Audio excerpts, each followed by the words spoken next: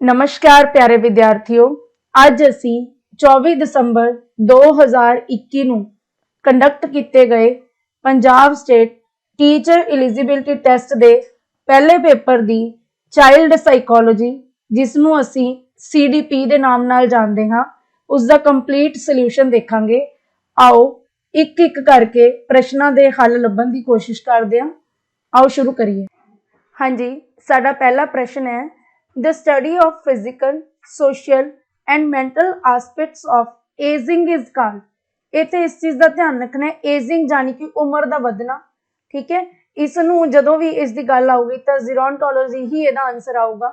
ठीक है, क्योंकि यह जिवें जिवें असीं वधदे हां एज वाइज वड्डे हुंदे जाने आ तां साडे विच सरीरक, समाजिक ते मानसिक तौर ते की परिवर्तन आउंदे ने, किस तरह साडे शरीर नूं वखरे वखरे प्रकार दीआं बीमारियां लगदियां ने। इस दी स्टडी नूं असीं जीरोंटोलॉजी दे नाम नाल जाणदे हां, क्योंकि जेनेटिक्स जिहड़ा फर्स्ट ऑप्शन है इहदा संबंध साडे गुण सूत्रां नाल हुंदा है, जिहड़ा पीढ़ी दर पीढ़ी असीं कैरेक्टर्स पास ऑन करदे हां। एस्थैटिक्स दा संबंध साडे सोहजवाद नाल हुंदा है, किसी चीज़ नूं देख के असीं उहदी किवें प्रशंसा करदे हां, किवें दा फील करदे हां। ते क्लीनिकल साइकोलॉजी जिहड़ी है इह साडी मनोविग्यानिक रोगां दे निवारण नूं किवें असीं वधाउणा अगे उहदे बारे स्टडी करती है। पहला रोगों का अध्ययन करती है तो फिर वह हल लभन का यतन करती है। इत्थे जिहड़ा सवाल पूछा गया उम्र के वाधे नाल संबंधित, इसका सही आंसर आएगा सी। नैक्सट है जी, which law of learning has not been propounded by Thorndike. जदों असी साइकोलॉजी नूं कंप्लीट किया तो उहदे विच असी लास्ट टॉपिक लर्निंग दे विच लॉज ऑफ लर्निंग डिस्कस करे ने। असी गल कीती सी कि थॉर्नडाइक ने 3 प्राइमरी लॉज दिते ने learning they, law of exercise, law of readiness ते लॉ ऑफ इफेक्ट। इन्होंने प्रश्न पूछा केड़ा जिहड़ा सिद्धांत है थॉर्नडाइक द्वारा नहीं दिता गया, then answer is law of immediate recall. Next है जी थर्ड प्रश्न, human growth refers to the changes in. Very first topic दे विच असीं गल कीती सी जदों साइकोलॉजी नूं डिस्कस किया कंप्लीट, ग्रोथ ते डेवलपमेंट का टॉपिक है। उहदे च तुहानूं दस्सिया सी कि ग्रोथ जिहड़ी हुंदी है वो डील करदी है सिर्फ ते सिर्फ क्वांटिटेटिव आस्पैक्ट्स नाल, जबकि डेवलपमेंट हुंदी है इहदे विच क्वांटिटेटिव ते क्वालिटेटिव दोने आस्पैक्ट आउणगे। इत्थे प्रश्न पूछा गया ग्रोथ बारे, so correct answer is A. Next है जी, theory of psychosexual development of a child is given by. ये थ्योरी जिहड़ी है ये सिगमंड फ्राइड की दी गई है, जिहदे विच असीं वखरियां वखरियां स्टेजेस बच्चे दी पढ़ियां सी, ऑरल, फैलिक, अनाल, 4 स्टेजेस की असीं गल कीती सीगी इहदे विच। अगे आउंदा जी, assessment of students to monitor their progress is known as.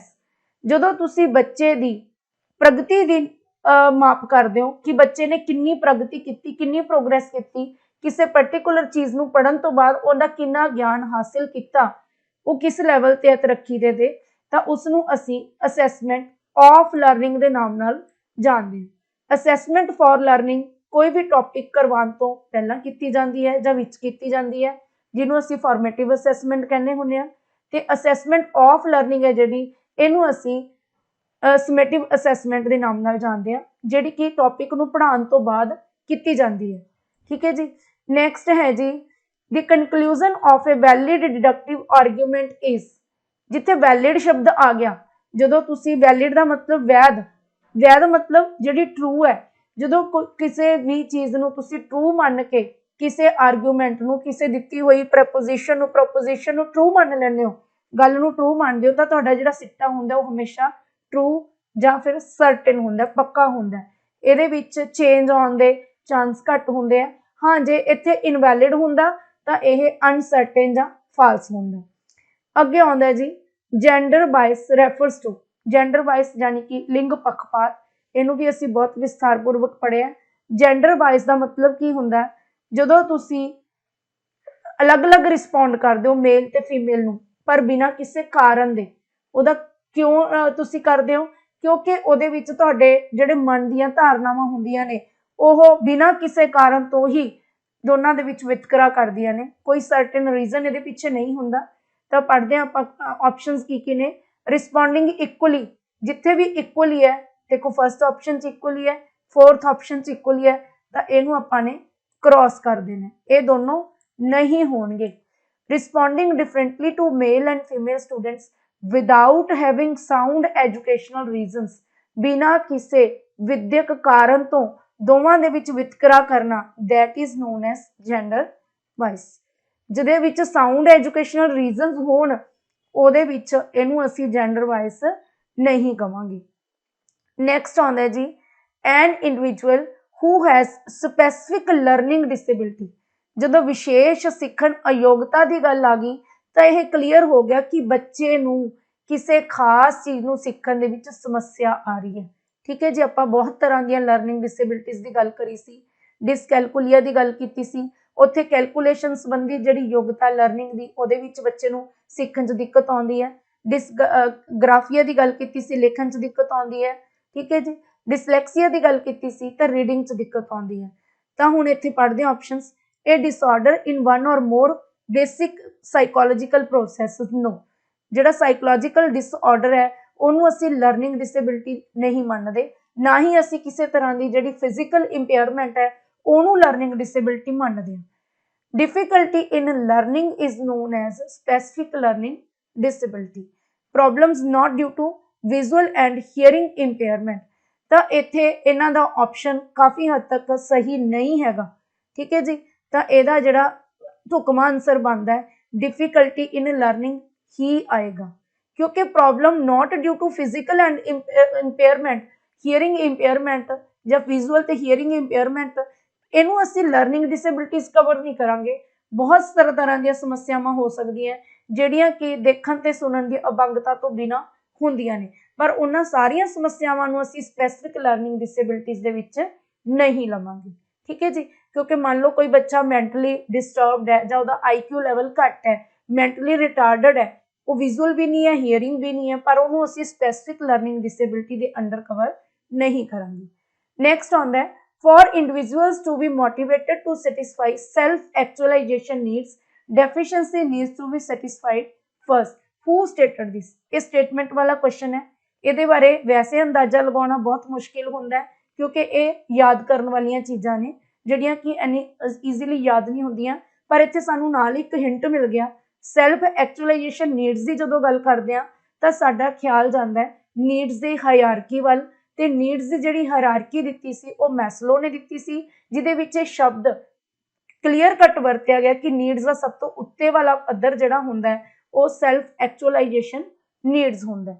ठीक है जी, इसलिए इहने स्टेटमेंट का मतलब की है कि व्यक्ति नूं स्वै वास्तविकता दीआं जरूरतां नूं पूरा करन लई, प्रेरित करन लई जिहड़ी लोड़ां दी घाट नूं पहलां संतुष्ट करन दी जरूरत होंदी है, जानी कि उपरले पद्धर ते जाण तो पहलां हेठलीआं लोड़ां नूं डेफिशिएंसीज नूं पूरा करना जरूरी है।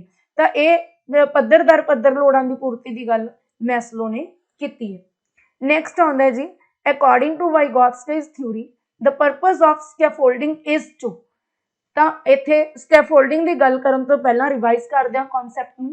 स्कैफोल्डिंग की हुंदी है, एक स्पैसिफिक टाइप ऑफ नॉलेज हुंदी है, हैल्प हुंदी है, गाइडेंस हुंदी है जिहड़ी कि एक ज़्यादा जानकार बंदा, मोर नॉलेजेबल परसन घट नॉलेजेबल परसन नूं दिंदा है। वो हैल्प जिहड़ी एक टीचर द्वारा, जे सिंपल शब्दां च गल करिए लर्निंग के पॉइंट ऑफ व्यू तो, वो नॉलेज जिहड़ी एक हैल्प जिहड़ी टीचर प्रदान करदा है बच्चों नूं तां कि उहदा लर्निंग का पद्धर उच्चा होवे। किहड़े खेतर दे विच, जिहड़े खेतर दे विच बच्चा खुद नहीं सीख सकदा। तो ऑप्शंस देखदे हां। Help teachers to acquire knowledge and skills through self study, no self study नहीं, टीचर उहदी हैल्प करेगा। Help teachers to acquire knowledge and skills online, देखो इत्थे हैल्प टीचर्स की मदद की गल आ गई तो यह दोनों ही ऑप्शन रॉन्ग हो गए। असी हैल्प इत्थे किहदी करनी है, लर्नर्स दी, स्टूडेंट्स की। Help students to acquire knowledge and skills they would have learn on their own, जिहड़े बच्चे खुद सीख सकते हैं ਉਹਦੇ ਵਿੱਚ स्कैफोल्डिंग नहीं काम आएगी। Help students to acquire knowledge and skills they would not have learn on their own, ਜਿਹੜਾ सीखण ਦਾ पद्धर बच्चे ਦਾ खुद ਦਾ अपना जो अपने आप अपनी मदद नाल सैल्फ स्टडी नाल सीख सकदा सी, ਉਹਦਾ एक्चुअल लैवल सी, ते टीचर की मदद नाल ਜਿਹੜਾ ਉਹਨੇ सिक्ख्या that is potential level.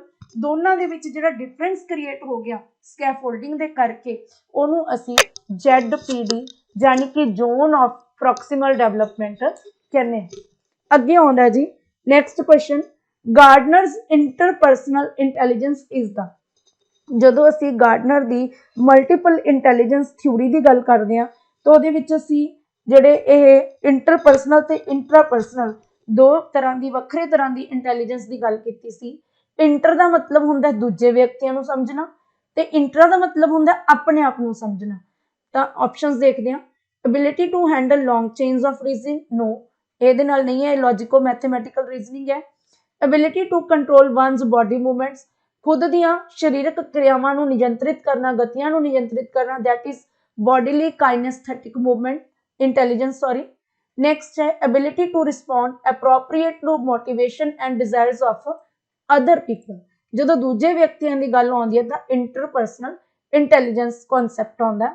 Ability to know one's own strengths, weaknesses, desires and intelligences, ਆਪਣੀ ਖੁਦ ਦੀਆਂ ਤਾਕਤਾਂ, ਕਮਜ਼ੋਰੀਆਂ, ਇੱਛਾਵਾਂ ਤੇ ਆਪਣੀ ਬੁੱਧੀ ਨੂੰ ਜਾਣਨਾ, ਆਪਣੇ ਆਪ ਦਾ ਐਨਾਲਿਸਿਸ ਕਰਨਾ, that is known as intrapersonal intelligence। ਅੱਗੇ ਆਉਂਦਾ ਜੀ convergent thinking is synonymous with, ਕਿਹਦੇ ਸਮਾਨ ਅਰਥਕ ਹੈ? ਕੇਂਦਰ ਮੁਖੀ ਸੋਚ। ਜਦੋਂ ਅਸੀਂ ਕ੍ਰੀਏਟਿਵਿਟੀ ਦੀ ਗੱਲ ਕਰਦੇ ਹਾਂ ਤਾਂ ਕ੍ਰੀਏਟਿਵਿਟੀ ਦਾ ਸਿੱਧਾ ਸਮਾਨੁਪਾਤ ਜਾਂ ਸਿੱਧਾ ਸੰਬੰਧ ਹੈ, ਸਹਿ ਸੰਬੰਧ ਹੈ ਇਹਦਾ ਹੈ ਡਾਈਵਰਜੈਂਟ ਥਿੰਕਿੰਗ ਨਾਲ। ਤਾਂ ਕਨਵਰਜੈਂਟ ਥਿੰਕਿੰਗ ਹੈ ਜਿਹੜੀ ਕਿਸੇ ਚੀਜ਼ ਨੂੰ ਇੱਕੋ ਹੀ ਪੁਆਇੰਟ ਤੇ ਫੋਕਸ ਕਰਕੇ ਸੋਚਣਾ, that is not related to creativity। ਠੀਕ ਹੈ ਜੀ। ਪ੍ਰੋਡਕਟਿਵ ਥਿੰਕਿੰਗ ਨਾਲ ਵੀ ਇਹ ਰਿਲੇਟਡ ਨਹੀਂ ਹੈ। ਪ੍ਰੋਡਕਟਿਵ ਕਰਨ ਲਈ ਵੀ ਸਾਨੂੰ ਵੱਖਰੇ ਵੱਖਰੇ ਵਿਊ ਪੁਆਇੰਟ ਤੋਂ ਸੋਚਣਾ ਪੈਂਦਾ ਤੇ ਕਿਸੇ ਚੀਜ਼ ਨੂੰ ਰੀਪਰੋਡਿਊਸ ਕਰਨ ਲਈ ਵੀ ਅਸੀਂ ਕਨਵਰਜੈਂਟ ਥਿੰਕਿੰਗ ਦੀ ਗੱਲ ਨਹੀਂ ਕਰਦੇ। ਕਨਵਰਜੈਂਟ ਥਿੰਕਿੰਗ ਕੇਂਦਰ ਮੁਖੀ ਸੋਚ, ਕਿਸੇ ਇੱਕ ਚੀਜ਼ ਨੂੰ ਧੂਰਾ ਬਣਾ ਕੇ ਉਹਦੇ ਬਾਰੇ ਡੂੰਘਾਈ ਨਾਲ ਸੋਚਣਾ, that is synonymous with our intelligence। ਜਿਸ ਦੇ ਵਿੱਚ ਬੁੱਧੀ ਜ਼ਿਆਦਾ ਹੋਏਗੀ, ਜਿਹੜੇ ਗਿਫਟਡ ਬੱਚੇ ਜ਼ਿਆਦਾ ਹੁੰਦੇ ਨੇ ਉਹਨਾਂ ਦੀ ਕਨਵਰਜੈਂਟ ਥਿੰਕਿੰਗ ਜ਼ਿਆਦਾ ਹੁੰਦੀ ਹੈ। ਇਹ ਕੁਐਸਚਨ ਨੂੰ ਥੋੜਾ ਜਿਹਾ ਘੁਮਾ ਕੇ ਪੁੱਛਿਆ ਜਾ ਸਕਦਾ ਹੈ ਕਿ ਕਨਵਰਜੈਂਟ ਥਿੰਕਿੰਗ ਕਿਹੜੇ ਬੱਚਿਆਂ ਵਿੱਚ ਜ਼ਿਆਦਾ ਪਾਈ ਜਾਂਦੀ ਹੈ? that is found maximum in gifted children। ਕਿਉਂ? ਕਿਉਂਕਿ ਗਿਫਟਡ ਚਿਲਡਰਨਸ ਦਾ ਜਿਹੜਾ IQ ਲੈਵਲ ਹੁੰਦਾ ਹੈ ਉਹ ਨਾਰਮਲ ਨਾਲੋਂ ਜ਼ਿਆਦਾ ਹੁੰਦਾ ਹੈ। ਨੈਕਸਟ ਆਉਂਦਾ ਹੈ ਜੀ ਇਹ ਕਨਸੈਪਟ ਰਿਪਰੈਜ਼ੈਂਟਸ ਏ। ਕਨਸੈਪਟ ਅਸੀਂ ਵਾਰ-ਵਾਰ ਸਾਈਕੋਲੋਜੀ ਦੇ ਵਿੱਚ ਕਰਦੇ ਹਾਂ, ਬੱਚੇ ਦੇ ਵਿੱਚ ਕਨਸੈਪਟ ਫਾਰਮੇਸ਼ਨ ਦੀ ਗੱਲ ਕਰਦੇ ਹਾਂ। ਕਨਸੈਪਟ ਫਾਰਮੇਸ਼ਨ ਕੀ ਹੁੰਦੀ ਹੈ? ਸੰਕਲਪ ਕੀ ਹੁੰਦੇ ਨੇ? Class of responses having different characteristics. ਪਹਿਲੀ ਗੱਲ ਤਾਂ ਕਨਸੈਪਟ ਹੈ ਜਿਹੜਾ ਰਿਸਪੌਂਸ ਨਾਲ ਡੀਲ ਹੀ ਨਹੀਂ ਕਰਦਾ, ਇਟ ਇਜ਼ ਅ ਸਟਿਮੂਲੀ। ਠੀਕ ਹੈ, ਕਨਸੈਪਟ ਕੀ ਹੈ? ਸਾਡਾ ਸਟਿਮੂਲੀ ਹੈ, ਨਾਟ ਦਾ ਰਿਸਪੌਂਸ। ਤਾਂ ਰਿਸਪੌਂਸ ਨੂੰ ਅਸੀਂ ਕ੍ਰਾਸ ਕਰਤਾ। ਸਟਿਮੂਲੀ ਹੈਵਿੰਗ ਅਨਕੋਮਨ ਕਰੈਕਟਰਿਸਟਿਕਸ, ਜੇ ਅਨਕੋਮਨ ਕਰੈਕਟਰਿਸਟਿਕਸ ਹੋਣਗੇ ਤਾਂ ਵੱਖਰੇ ਵੱਖਰੇ ਕਨਸੈਪਟ ਬਣਨਗੇ। ਤਾਂ ਜਿਹੜੇ ਸਟਿਮੂਲੀ ਦੇ ਸੇਮ ਕਰੈਕਟਰਿਸਟਿਕਸ ਹੋਣਗੇ, ਇੱਕੋ ਜਿਹੀਆਂ ਵਿਸ਼ੇਸ਼ਤਾਵਾਂ ਹੋਣਗੀਆਂ ਉਤੇਜਕਾਂ ਦੀਆਂ, ਉਹੀ ਕਨਸੈਪਟ ਕਹਾਣਗੇ। ਠੀਕ ਹੈ ਜੀ। ਅੱਗੇ ਹੈ ਜੀ ਸਿਫੈਲੋਪੋਡਲ ਗਰੋਥ ਮੀਨਸ, ਬਿਲਕੁਲ ਸਿੱਧਾ ਸਿੱਧਾ ਪ੍ਰਸ਼ਨ ਆਇਆ ਹੋਇਆ ਹੈ। ਸਿਫੈਲੋਪੋਡਲ ਅਸੀਂ ਗੱਲ ਕੀਤੀ ਸੀ ਕਿ ਗਰੋਥ ਇੱਕ ਪੈਟਰਨ ਨੂੰ ਫੋਲੋ ਕਰਦੀ ਹੈ, ਪਾਰਟਿਕੂਲਰ ਪੈਟਰਨ ਦੇ ਵਿੱਚ ਹੁੰਦੀ ਹੈ। ਅਸੀਂ ਦੋ ਪੈਟਰਨ ਸਟੱਡੀ ਕੀਤੇ ਸੀ, ਸਿਫੈਲੋਪੋਡਲ ਤੇ ਪ੍ਰੋਕਸੀਮੋਡਿਸਟਲ। ਸਿਫੈਲੋਪੋਡਲ ਦਾ ਜਿਹੜਾ ਮੀਨਿੰਗ ਹੁੰਦਾ ਹੈ that is from head downwards, ਸਿਰ ਤੋਂ ਲੈ ਕੇ ਪੈਰਾਂ ਤੱਕ ਹੁੰਦਾ। ਤੇ ਜਿਹੜਾ ਸਾਡਾ ਪ੍ਰੋਕਸੀਮੋਡਿਸਟਲ ਸੀਗਾ ਉਹਦਾ ਸਾਡਾ ਸੀਗਾ ਸੈਂਟਰ ਟੂ ਪੈਰੀਫੇਰੀ, ਕੇਂਦਰ ਤੋਂ ਬਾਹਰ ਵੱਲ ਨੂੰ, ਘੇਰੇ ਵੱਲ ਨੂੰ। ਅੱਗੇ ਆਉਂਦਾ ਜੀ which is not the type of metacognitive knowledge। ਜੇ ਮੈਟਾਕੋਗਨੀਟਿਵ ਨੌਲੇਜ ਦੀ ਗੱਲ ਕਰੀਏ ਤਾਂ ਮੈਟਾਕੋਗਨੀਟਿਵ ਨੌਲੇਜ ਦੀਆਂ ਤਿੰਨ ਕਰੈਕਟਰਿਸਟਿਕਸ, ਤਿੰਨ ਪਾਰਟਸ ਨੇ, procedural knowledge, conditional knowledge, declarative knowledge. ਠੀਕ ਹੈ ਜੀ। ਇਹਦੇ ਵਿੱਚ ਜਦੋਂ ਤੁਸੀਂ ਗੂਗਲ ਕਰਕੇ ਦੇਖੋਗੇ, ਕਿਉਂਕਿ ਸਾਈਕੋਲੋਜੀ ਦੇ ਵਿੱਚ ਅਸੀਂ ਇਸ ਦੇ ਉੱਤੇ ਜ਼ਿਆਦਾ ਗੱਲ ਨਹੀਂ ਕਰੀ ਸੀ, ਮੈਂ ਤੁਹਾਨੂੰ ਸਿਰਫ ਮੈਟਾਕੋਗਨੀਸ਼ਨ ਦਾ ਮਤਲਬ ਦੱਸਿਆ ਸੀ। ਜਦੋਂ ਅਸੀਂ ਥਿੰਕਿੰਗ ਅਬਾਊਟ ਥਿੰਕਿੰਗ ਕਰਦੇ ਹਾਂ, ਸਾਡੀ ਹੀ ਸੋਚ ਦਾ ਵਿਸ਼ਲੇਸ਼ਣ ਕਰਦੇ ਹਾਂ, ਉਹਦੇ ਬਾਰੇ ਸੋਚਦੇ ਹਾਂ, ਤਾਂ ਉਸ ਨੂੰ ਮੈਟਾਕੋਗਨੀਸ਼ਨ ਕਿਹਾ ਜਾਂਦਾ ਹੈ। ਇਹ ਅੱਗੇ ਤਿੰਨ ਤਰ੍ਹਾਂ ਦੀ ਹੁੰਦੀ ਹੈ, ਪ੍ਰੋਸੀਜਰ ਦੀ ਨੌਲੇਜ, ਕੰਡੀਸ਼ਨਸ ਦੀ ਨੌਲੇਜ ਤੇ ਡੈਕਲੇਰੇਟਿਵ। ਤਾਂ ਨੋਟ ਦੀ ਟਾਈਪ ਪੁੱਛਿਆ ਤਾਂ ਇਹਦਾ ਆਨਸਰ ਆਉਂਦਾ ਜੀ evaluative. 4 stages of creative thinking are. ਇੱਥੇ ਕ੍ਰੀਏਟਿਵ ਪ੍ਰੋਸੈਸ ਵੀ ਪੁੱਛਿਆ ਜਾ ਸਕਦਾ ਹੈ, ਕ੍ਰੀਏਟਿਵਿਟੀ ਵੀ ਪੁੱਛਿਆ ਜਾ ਸਕਦਾ ਹੈ। ਜਦੋਂ ਤੁਹਾਨੂੰ ਕ੍ਰੀਏਟਿਵਿਟੀ ਬਾਰੇ ਪੜ੍ਹਾਇਆ ਗਿਆ ਸੀ ਤਾਂ ਅਸੀਂ ਇਹਨਾਂ ਨੂੰ ਉਸੇ ਸੀਕੁਐਂਸ ਹੀ ਯਾਦ ਰੱਖਣਾ ਹੈ। ਸਭ ਤੋਂ ਪਹਿਲਾਂ ਪ੍ਰੈਪਰੇਸ਼ਨ ਹੁੰਦੀ ਹੈ, ਫਿਰ ਇਨਕਿਊਬੇਸ਼ਨ ਹੁੰਦੀ ਹੈ, ਜਿਹਦੇ ਵਿੱਚ ਤੁਹਾਨੂੰ ਦੱਸਿਆ ਸੀ कि खाली टाइम ਦੇ ਵਿੱਚ ਆਪਣੇ ਆਪ ਨਰਚਰ ਹੁੰਦੀ ਰਹਿੰਦੀ ਹੈ ਕ੍ਰੀਏਟੀਵਿਟੀ। ਇਲੂਮੀਨੇਸ਼ਨ ਅਚਾਨਕ ਬੱਲਬ ਜਗਣਾ, ਸਮੱਸਿਆ ਦਾ ਹੱਲ ਲੱਭ ਜਾਣਾ, ਫਿਰ ਅਸੀਂ ਉਹਨੂੰ ਵੈਰੀਫਾਈ ਕਰਦੇ ਹਾਂ ਕਿ ਜੋ ਸਾਡਾ ਹੱਲ ਲੱਭਿਆ, ਜੋ ਸਾਡੇ ਅੰਦਰ ਨਵੀਂ ਚੀਜ਼ ਦਾ ਆਈਡੀਆ ਆਇਆ ਕਿ ਉਹ ਠੀਕ ਹੈ। ਤਾਂ ਇਹ 4 ਸਟੇजेस ਨੇ, ਇਹਨਾਂ ਨੂੰ ਇਸੇ ਸੀਕੁਐਂਸ ਯਾਦ ਕਰਨਾ ਹੈ। ਪਹਿਲਾਂ ਅਸੀਂ ਇੱਕ ਧਿਆਨਪੂਰਵਕ ਇੰਟੈਂਸ਼ਨਲੀ ਤਿਆਰੀ ਕਰਦੇ ਹਾਂ, ਫਿਰ ਅਸੀਂ ਉਹਨੂੰ ਛੱਡ ਦਿੰਦੇ ਹਾਂ, ਸਾਡੇ ਅਨਕੌਂਸ਼ੀਅਸ ਮਾਈਂਡ 'ਚ ਉਹਦੀ ਇਨਕਿਊਬੇਸ਼ਨ ਹੁੰਦੀ ਹੈ। ਅਚਾਨਕ ਅਨਕੌਂਸ਼ੀਅਸ ਮਾਈਂਡ ਤੋਂ ਫਿਰ ਕੌਂਸ਼ੀਅਸ ਮਾਈਂਡ ਦੇ ਵਿੱਚ ਸੋਲਿਊਸ਼ਨ ਆਉਂਦਾ, ਦੈਟ ਇਜ਼ ਇਲੂਮੀਨੇਸ਼ਨ। ਫਿਰ ਅਸੀਂ ਫਿਰ ਇੰਟੈਂਸ਼ਨਲੀ ਉਹਨੂੰ ਵੈਰੀਫਾਈ ਕਰਦੇ ਹਾਂ। The next question is the term inclusive education, ਯਾਨੀ ਕਿ ਸੰਮਿਲਿਤ ਸਿੱਖਿਆ ਦਾ ਜਿਹੜਾ ਕਨਸੈਪਟ ਹੈ, ਟਰਮ ਹੈ, ਪਹਿਲੀ ਵਾਰ ਕਦੋਂ ਯੂਜ਼ ਕੀਤੀ ਗਈ ਸੀ? ਤਾਂ ਇਹਦੀ ਜੇ ਅਸੀਂ ਥੋੜਾ ਫਿਊਚਰ ਪਾਸਟ ਦੇ ਵਿੱਚ ਜਾ ਕੇ ਸਟੱਡੀ ਕਰਦੇ ਹਾਂ ਤਾਂ ਇਹਦਾ ਕਨਸੈਪਟ ਸਭ ਤੋਂ ਪਹਿਲਾਂ 1994 ਦੇ ਵਿੱਚ ਇੱਕ ਵਰਡ ਆਪਣਾ ਹੋਇਆ ਸੀਗਾ, ਕਾਨਫਰੰਸ ਹੋਈ ਸੀ।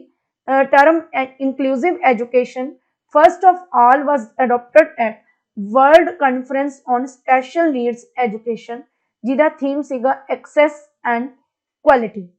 ਇਹ ਕਾਨਫਰੰਸ ਹੈ ਜਿਹੜੀ ਸਲਮਾਨਕਾ ਸਪੇਨ ਦੇ ਵਿੱਚ 1994 ਦੇ ਵਿੱਚ ਹੋਈ ਗਈ ਸੀ। ਦੇਖੋ, ਸੇਲਸ Salamanca statement and framework for action 1994, 1994 ਵਾਲੀ ਜਿਹੜੀ ਇਹ ਆਪਣੀ ਵਰਲਡ ਫੋਰਮ ਹੈ, ਉਹਦੇ ਤੋਂ ਸਾਨੂੰ ਇਹਦਾ ਹਿੰਟ ਮਿਲ ਰਿਹਾ।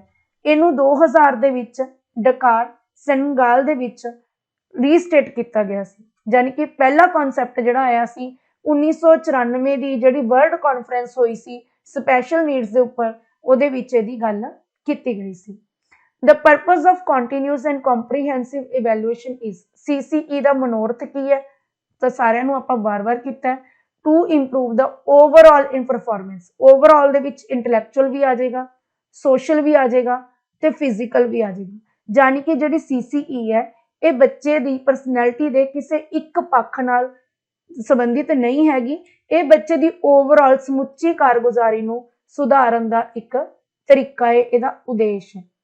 Gifted students differ from their non gifted classmates as they, ਹੁਣ ਇੱਥੇ ਧਿਆਨ ਨਾਲ ਦੇਖਣਾ ਹੈ, ਜਿਹੜੇ ਪ੍ਰਤਿਭਾਸ਼ਾਲੀ ਬੱਚੇ ਹੈ ਉਹ ਗੈਰ ਪ੍ਰਤਿਭਾਸ਼ਾਲੀ ਬੱਚਿਆਂ ਨਾਲੋਂ ਅਲੱਗ ਹੁੰਦੇ ਨੇ, ਕਿਉਂਕਿ ਉਹ ਤਾਂ ਇਹਦੇ ਫੀਚਰ ਕਿਹਦੀ ਆਊਗੀ ਮੂਰੇ? ਪ੍ਰਤਿਭਾਸ਼ਾਲੀ ਬੱਚਿਆਂ ਦੀ। R slow? ਬਿਲਕੁਲ ਨਹੀਂ, ਗਿਫਟਡ ਬੱਚੇ ਸਲੋ ਨਹੀਂ ਹੁੰਦੇ। ਇੰਟੈਗ੍ਰੇਟ ਐਬਸਟ੍ਰੈਕਟ ਆਈਡੀਆਜ਼ ਮੋਰ ਕੁਇਕਲੀ, ਜ਼ਿਆਦਾ ਜਲਦੀ, ਤਾਂ ਇਹ ਆਨਸਰ ਆਏਗਾ। ਐਗਜ਼ਿਬਿਟ ਲੋ ਲੈਵਲ ਨਹੀਂ ਹੁੰਦਾ ਗਿਫਟਡ ਦਾ। ਪੋਜੈਸ ਲੋ ਸੈਲਫ ਐਫੀਸ਼ੀਐਂਸੀ, ਇਹ ਵੀ ਰੋਂਗ ਹੈ। ਇਸ ਨੂੰ ਅਸੀਂ ਇਲੀਮੀਨੇਸ਼ਨ ਮੈਥਡ ਨਾਲ ਵੀ ਕਰ ਸਕਦੇ ਹਾਂ।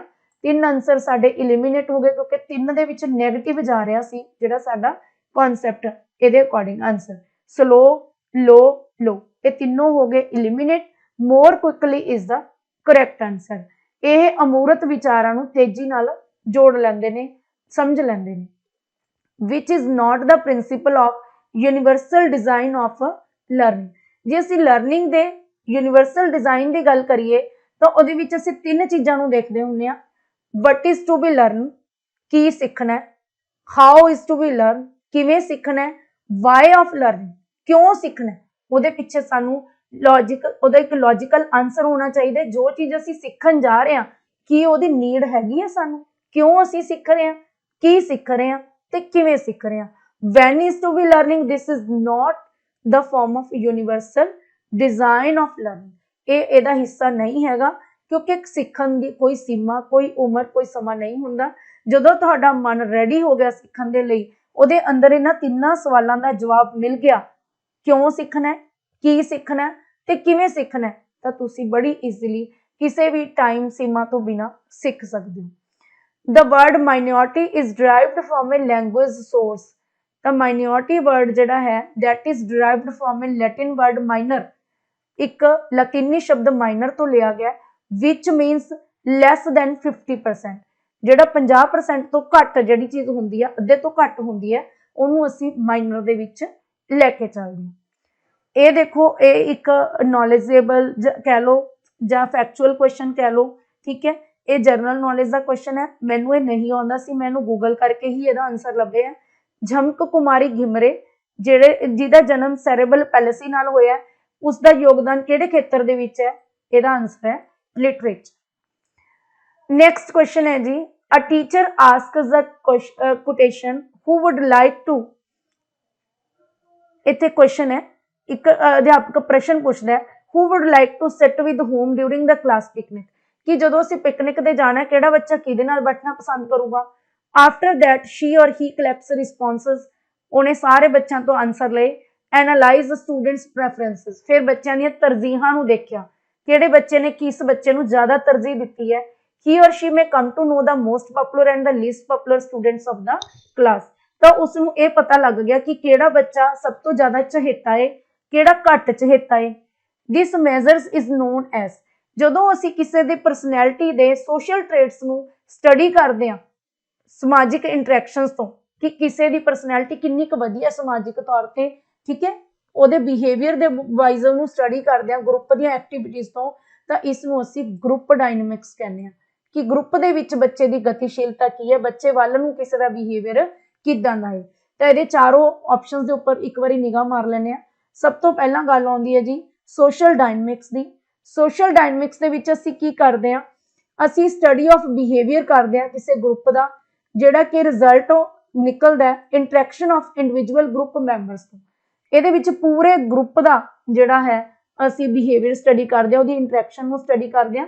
ਇੱਥੇ ਪਰਸਨਲ ਵਿਊਜ਼ ਆ ਗਏ, ਪਰਟੀਕੂਲਰ ਬੰਦੇ ਦੀ ਸਟੱਡੀ ਹੋ ਗਈ ਗਰੁੱਪ ਦੇ ਰਾਹੀਂ। ਇੱਥੇ ਗਰੁੱਪ ਦੀ ਇੰਟਰੈਕਸ਼ਨ ਤੋਂ ਗਰੁੱਪ ਦਾ ਹੀ ਸਾਨੂੰ ਪਤਾ ਲੱਗਿਆ, ਮੰਨ ਲਓ 3-4 ਗਰੁੱਪਸ ਨੇ, ਉਹਨਾਂ ਦਾ ਅਸੀਂ ਕੰਪੈਰੀਜ਼ਨ ਕਰ ਸਕਦੇ ਹਾਂ ਕਿ ਕਿਹੜਾ ਗਰੁੱਪ ਬਹੁਤ ਅੱਛਾ ਰਿਹਾ। ਜਿਵੇਂ ਅਸੀਂ ਮੰਨ ਲਓ NSS ਦਾ ਕੈਂਪ ਲਗਾਉਂਦੇ ਹਾਂ ਤਾਂ ਅਸੀਂ ਬੱਚਿਆਂ ਦੇ 10-10 ਬੱਚਿਆਂ ਦੇ ਗਰੁੱਪ ਬਣਾਉਂਦੇ ਹਾਂ। ਉਸ ਤੋਂ ਬਾਅਦ ਬੈਸਟ ਗਰੁੱਪ ਜਿਹੜਾ ਕੱਢਿਆ ਜਾਂਦਾ ਹੈ ਉਸ ਨੂੰ ਅਸੀਂ ਸੋਸ਼ਲ ਡਾਇਨਾਮਿਕਸ ਦੀ ਕੈਟਾਗਰੀ 'ਚ ਰੱਖ ਸਕਦੇ ਹਾਂ, ਕਿਉਂਕਿ ਇਹਦੇ ਵਿੱਚ ਗਰੁੱਪ ਵਾਈਜ਼ ਪਤਾ ਚੱਲ ਗਿਆ ਕਿ ਕਿਹੜੇ ਗਰੁੱਪ ਦੀ ਇੰਟਰੈਕਸ਼ਨ ਅੱਛੀ ਸੀ। ਪਰ ਜਦੋਂ ਅਸੀਂ ਬੈਸਟ ਵਲੰਟੀਅਰ ਚੁਣਦੇ ਹਾਂ ਤਾਂ ਉਹ ਗਰੁੱਪ ਡਾਇਨਾਮਿਕਸ ਦੀ ਸਟੱਡੀ ਤੋਂ ਪਤਾ ਲੱਗਦਾ ਹੈ ਕਿ ਕਿਹੜਾ ਬੱਚਾ ਜ਼ਿਆਦਾ ਪਸੰਦੀਦਾ ਰਿਹਾ, ਜ਼ਿਆਦਾ ਐਕਟਿਵ ਰਿਹਾ। ਸੋਸ਼ੀਓਗ੍ਰਾਫੀ ਕੀ ਹੈ, ਇਹਦੇ ਵਿੱਚ ਅਸੀਂ ਰਾਈਟਿੰਗਸ ਕਰਦੇ ਹਾਂ, ਸੁਸਾਇਟੀ ਦੇ ਪੈਟਰਨਸ ਬਾਰੇ ਲਿਖਦੇ ਹਾਂ, ਪਰ ਬਿਨਾਂ ਕਿਸੇ ਡੀਪ ਸਟੱਡੀ ਤੋਂ। ਜਰਨਲ ਉਹਦੇ ਵਰਤਾਰੇ ਨੂੰ ਦੇਖ ਕੇ ਅਸੀਂ ਦੱਸਦੇ ਹਾਂ ਕਿ ਸਾਡੇ ਸਮਾਜ ਦਾ ਪੈਟਰਨ ਕੀ ਹੈ, ਕਿਵੇਂ ਅਸੀਂ ਉਹਨੂੰ ਵੰਡ ਸਕਦੇ ਹਾਂ ਕਿਹੜੀਆਂ ਵਰਗਾਂ ਦੇ ਵਿੱਚ। ਸੋਸ਼ੀਓਮੈਟਰੀ ਦਾ ਮਤਲਬ ਹੁੰਦਾ ਹੈ ਜਦੋਂ ਅਸੀਂ ਇੱਕ ਗਰੁੱਪ ਦੇ ਲੋਕਾਂ ਦੇ ਵਿੱਚ ਆਪਸੀ ਸੰਬੰਧਾਂ ਨੂੰ ਵਿਚਾਰਦੇ ਹਾਂ ਕਿ ਲੋਕਾਂ ਦੇ ਇਸ ਸਮਾਜ ਦੇ ਵਿੱਚ ਸੰਬੰਧ ਕਿਵੇਂ ਦੇ, ਲੋਕ ਬਹੁਤ ਮਿਲਣਸਾਰ ਨੇ ਜਾਂ ਬਿਲਕੁਲ ਮਿਲਣਸਾਰ ਨਹੀਂ ਹੈ, ਉਸ ਨੂੰ ਅਸੀਂ ਸੋਸ਼ੀਓਮੈਟਰੀ ਦਾ ਨਾਮ ਦਿੰਦੇ ਹਾਂ। ਸਾਰੇ ਹੀ ਕਨਸੈਪਟ ਇੰਟਰ ਰਿਲੇਟਡ ਤੇ ਬਹੁਤ ਨੇੜੇ ਦੇ ਨੇ, ਇਸ ਲਈ ਇਹਨਾਂ ਨੂੰ ਡਿਫਰੈਂਸ਼ੀਏਟ ਕਰਨਾ ਥੋੜਾ ਔਖਾ ਸੀ, ਤਾਂ ਹੀ ਮੈਂ ਤੁਹਾਨੂੰ ਚਾਰਾਂ ਦੇ ਆਨਸਰ ਦਿੱਤੇ ਨੇ। Inclusive setup refers to, inclusive ਦਾ ਮਤਲਬ ਸੰਮਿਲਿਤ ਹੁੰਦਾ। ਇਸ ਦਾ ਕੀ ਅਰਥ ਹੈ, ਤਾਂ ਇਹਦਾ ਸਿੱਧਾ ਜਿਹਾ ਅਰਥ ਤੁਹਾਨੂੰ ਦੱਸਿਆ ਹੋਇਆ। ਸੰਮਿਲਿਤ ਦਾ ਅਰਥ ਹੁੰਦਾ ਕਿ ਕਿਸੇ ਬੱਚੇ ਨੂੰ ਅਲੱਗ ਨਹੀਂ ਰੱਖਣਾ, ਜਿਹੜੇ ਵਿਸ਼ੇਸ਼ ਲੋੜਾਂ ਵਾਲੇ ਬੱਚੇ ਨੇ ਉਹਨਾਂ ਨੂੰ ਵੀ ਆਮ ਬੱਚਿਆਂ ਦੇ ਨਾਲ ਹੀ ਸ਼ਾਮਿਲ ਕਰਕੇ ਪੜਾਉਣਾ। CWSN ਸਪੈਸ਼ਲ ਸਕੂਲ ਦੇ ਕਨਸੈਪਟ ਤੇ ਇਹਨੇ ਕਾਟਾ ਲਗਾਤਾ। ਸਮ CWSN in regular schools based on their readiness, ਕਿ ਉਹ ਕੁਝ ਕੁ ਬੱਚੇ ਜਿਹੜੇ ਤਿਆਰ ਨੇ ਰੈਗੂਲਰ ਸਕੂਲ ਚ, ਨੋ ਤਿਆਰ ਨਹੀਂ ਹੈ, ਅਸੀਂ ਉਹਨਾਂ ਨੂੰ ਤਿਆਰ ਕਰਨਾ ਹੈ। all CWSN in regular schools along with the children without disabilities, ਇਹ ਇਹਦਾ ਬਿਲਕੁਲ ਕਰੈਕਟ ਆਨਸਰ ਹੈ। children without disabilities in regular schools, ਇਹ ਇਹਦੇ ਨਾਲ ਇਹਦਾ ਕੋਈ ਲੈਣਾ ਦੇਣਾ ਨਹੀਂ ਹੈ, ਕਿਉਂਕਿ ਉਹ ਪਹਿਲਾਂ ਤੋਂ ਹੀ ਰੈਗੂਲਰ ਸਕੂਲਾਂ 'ਚ ਪੜ੍ਹ ਰਹੇ ਨੇ। ਇੰਪੇਅਰਮੈਂਟ ਅਕਰਸ ਐਟ, ਇੰਪੇਅਰਮੈਂਟ ਮਤਲਬ ਜਿਹਨੂੰ ਅਸੀਂ ਇਹ ਕਹਿ ਲਈਏ ਕਿ ਕਿਸੇ ਦੇ ਵਿੱਚ ਕੋਈ ਅਪਾਹਿਜਤਾ ਹੈਗੀ ਹੈ, ਉਹ ਕਿਹੜੇ ਲੈਵਲ ਤੇ ਹੁੰਦੀ ਹੈ, ਉਹ ਫੰਕਸ਼ਨਲ ਲੈਵਲ ਤੇ ਵੀ ਹੁੰਦੀ ਹੈ, ਉਹ ਆਰਗਨ ਲੈਵਲ ਤੇ ਵੀ ਹੁੰਦੀ ਹੈ। ਕਿਸੇ ਦਾ ਕੋਈ ਅੰਗ ਹੋਣਾ ਨਾ ਹੋਣਾ ਤਾਂ ਵੀ ਅਪਾਹਿਜਤਾ ਆਏਗੀ, ਅੰਗ ਹੈਗਾ ਪਰ ਕੰਮ ਨਹੀਂ ਕਰਦਾ, ਕਾਰਜਸ਼ੀਲਤਾ ਘੱਟ ਹੈ ਜਾਂ ਨਹੀਂ ਹੈ, ਉਹਨੂੰ ਵੀ ਅਸੀਂ ਇੰਪੇਅਰਮੈਂਟ 'ਚ ਲੈਂਦੇ ਹਾਂ, ਤਾਂ ਇਹਦਾ ਆਨਸਰ C ਆਏਗਾ। ਠੀਕ ਹੈ ਜੀ, ਇਹਦੇ ਵਿੱਚ ਦੋਨੇ ਚੀਜ਼ਾਂ ਇੰਕਲੂਡਡ ਹੈ, ਤਾਂ ਬੋਥ ਫੰਕਸ਼ਨਲ ਐਂਡ ਆਰਗਨ ਲੈਵਲ। ਡਿਸਕੈਲਕੁਲੀਆ, ਇਹ ਇੱਕ ਸਪੈਸੀਫਿਕ ਲਰਨਿੰਗ ਡਿਸੇਬਿਲਿਟੀ ਹੈ, ਜਿਹਨੂੰ ਅਸੀਂ ਕੈਲਕੁਲੀਆ ਤੋਂ ਸਾਨੂੰ ਸਾਫ਼ ਹੀ ਪਤਾ ਲੱਗ ਰਿਹਾ ਹੈ ਪ੍ਰੋਬਲਮ ਇਨ ਕੈਲਕੂਲੇਸ਼ਨਸ। ਠੀਕ ਹੈ ਜੀ, ਪ੍ਰੋਬਲਮ ਇਨ ਰੀਡਿੰਗ ਨੂੰ ਅਸੀਂ ਡਿਸਲੈਕਸੀਆ ਕਵਾਂਗੇ, ਪ੍ਰੋਬਲਮ ਇਨ ਰਾਈਟਿੰਗ ਨੂੰ ਅਸੀਂ ਡਿਸਗ੍ਰਾਫੀਆ ਕਹਿੰਦੇ ਹਾਂ, ਤੇ ਪ੍ਰੋਬਲਮ ਇਨ ਸਪੀਕਿੰਗ ਨੂੰ ਅਸੀਂ ਅਫਾਸੀਆ ਕਹਿੰਦੇ ਹਾਂ।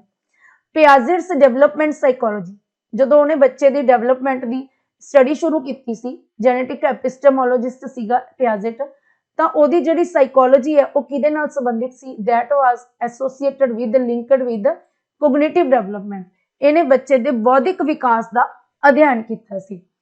ਨੈਕਸਟ ਹੈ ਜੀ, according to Piaget's theory of intellectual development schema is defined as, ਤਾਂ ਅਸੀਂ ਜਦੋਂ ਪਿਆਜ਼ੇਟ ਦੀ ਥਿਊਰੀ ਨੂੰ ਡਿਸਕਸ ਕਰਦੇ ਹਾਂ, 4 ਸਟੇਜਸ ਨੂੰ ਡਿਸਕਸ ਕਰਦੇ ਹਾਂ, ਤਾਂ ਉਹਦੇ ਵਿੱਚ ਇੱਕ ਕਨਸੈਪਟ ਆਉਂਦਾ ਹੁੰਦਾ ਸਕੀਮਾ, ਕਿ ਜਦੋਂ ਬੱਚੇ ਇਨਬੋਰਨ ਉਹਨਾਂ ਦੇ ਵਿੱਚ ਕੁਝ ਸਕੀਮਾਸ ਲੈ ਕੇ ਆਉਂਦੇ ਨੇ।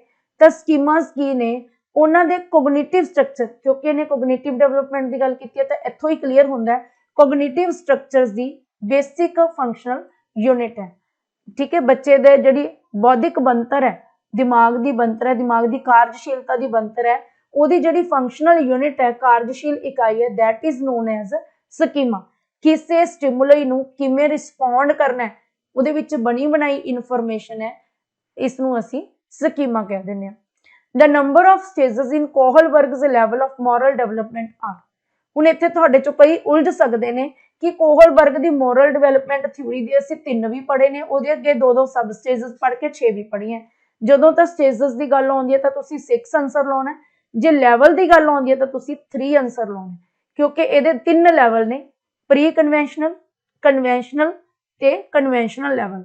ਪਰ ਜਦੋਂ ਅਸੀਂ ਸਟੇਜਸ ਦੀ ਗੱਲ ਕਰਦੇ ਹਾਂ ਤਾਂ ਹਰੇਕ ਲੈਵਲ ਅੱਗੇ 2 ਸਬ ਸਟੇਜਸ ਦੇ ਵਿੱਚ ਵੰਡਿਆ ਹੋਇਆ, ਤਾਂ ਸਟੇਜਸ ਦਾ ਆਨਸਰ 6 ਆਏਗਾ। ZPD stands for Zone of Proximal Development, clear cut answer है। अगर हाँ जी प्यारे विद्यार्थियों, अगर अज दी वीडियो तुहानू लाहेबंद लगी तो साडे चैनल नू वध तो वध लाइक करो, शेयर करो ते चैनल नू वध तो वध सबसक्राइब करो, बैल आइकन नू प्रेस कर लो ताकि आउण वालियां वीडियोज़ दे नोटिफिकेशन तुहानू मिलते रहन। अगर तुसी Punjab state teacher eligibility test के नाल संबंधित वख-वख विषयां दीयां वीडियोज़ देखना चाहते हो तो तुसी साडे चैनल नू विजिट कर सकते हो। अज दी वीडियो देखने लई तुहाडा बहुत बहुत धन्नवाद। Thanks for watching.